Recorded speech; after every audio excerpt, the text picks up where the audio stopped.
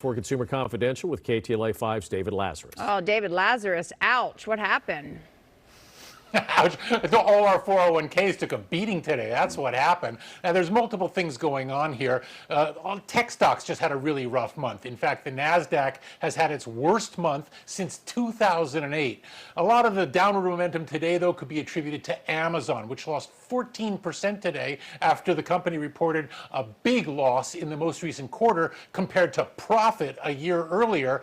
That wasn't something the market wanted to see, especially amid a bleeding of all tech stocks. And then, as we talked about in the 11 o'clock hour, there's also been new signs of inflationary trends with a key index that the Fed observes also hitting a 40-year high in terms of consumer prices. That means the Fed is almost certainly going to be more aggressive in raising interest rates, which could bring the economy down hard, perhaps hard enough to bring around a recession, maybe even a major recession, at least as Deutsche Bank economists are seeing it. So what we're seeing today with this sell-off is kind of an attitude among investors of sell off before the weekend and then pick up the pieces come Monday because things are just moving too fast out there. And that's true. And this is really a rough day for the market overall. Amazon's sell-off today was the steepest since 2006. That shows you how unusual it is for that stock to be unloaded. I think most investors, especially smaller investors, want to be braced for a lot of turbulence in days and weeks ahead until we get more clarity about how the Federal Reserve is going to be handling this rising inflation. All right, speaking of dumping stocks, Elon Musk finding more than $8 billion lying around that he'll put towards buying Twitter. Indeed. And, people have been asking for a while now, where's he going to get the money? Well, in the 11 o'clock hour, we talked about how he's going to be getting some of the money in the form of bank loans, direct loans, some of the money in the form of bank loans using his Tesla shares as collateral, and then over $20 billion in cash.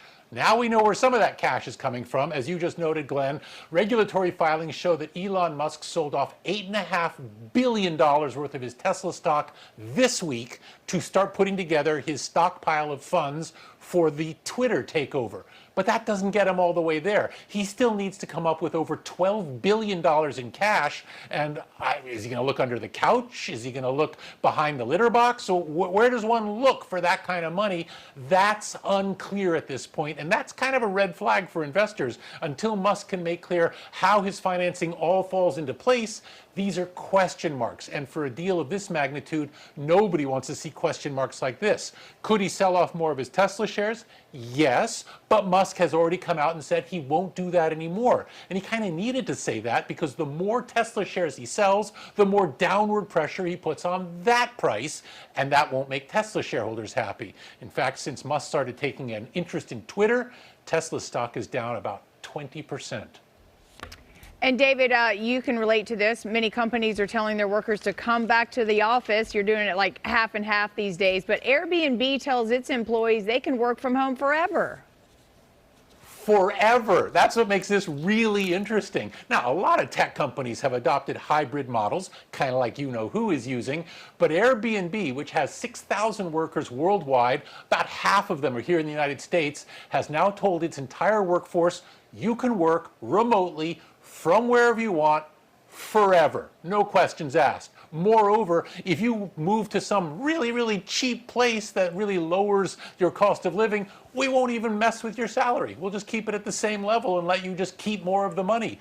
Those are pretty humanitarian moves by Airbnb, and it reflects, I think, this change in workplace etiquette and workplace standards that many, at least enlightened employers, are now starting to adopt. We've been seeing a lot of Wall Street firms insisting that people come back to the office. They're kind of old school in their thinking. But new school types like Airbnb and presumably other tech companies are saying, you know what, if we want to attract the best talent, we better make the most of the fact that a lot of people have gotten used to working from wherever they want, and they expect to keep doing so.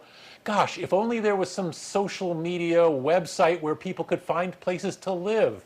Well, I'll let Airbnb worry about that. Yeah. Back to you guys. David, I have a quick question. Did Lupin party too hard last night? Yeah. Oh. He missed the 11 o'clock because he and Jupiter were lying in the bedroom. But I swear, just 5 minutes ago, he came running into the room. The guy knows his timing. Yes. Okay, cool. Great to see you.